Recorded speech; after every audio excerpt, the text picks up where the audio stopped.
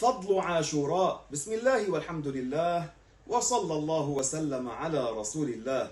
أحبابي، هذا اليوم العاشر من المحرم هو يوم حصلت فيه أمور على مر التاريخ، ومعرفة التاريخ يا أحباب تساعد في الوقوف على العبر وعلى المحن والأشياء التي حصلت مع أنبياء وملوك وأمم للاعتبار في أمر الدين وأمر الدنيا.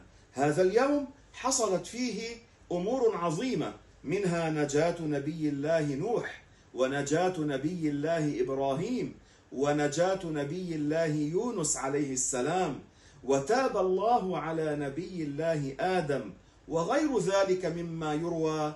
وكذلك حصلت مصيبة عظيمة بمقتل سيدنا الحسين ابن علي رضي الله عنه وعن أبيه وأمه.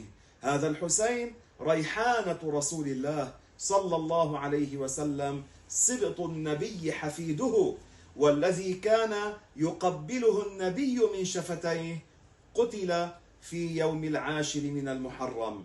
هذا اليوم عرف يا أحباب بقراءة حديث عرف بأنه مسلسل بيوم عاشوراء، يعني المحدثون والمسندون يجتمعون في هذا اليوم ويجمعون الطلاب ويقرؤون هذا الحديث بالسند المسلسل في يوم العاشر من المحرم.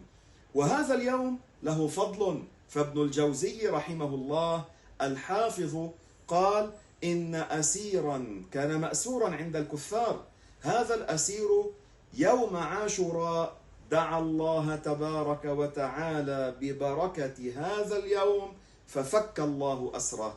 نعم، العاشر من المحرم هذا هو يوم عاشوراء، فهذا اليوم له فضل عبر التاريخ وفيه عبر عظيمة، فعليكم بمتابعة هذا البرنامج الذي به تستقون العبر بإذن الله.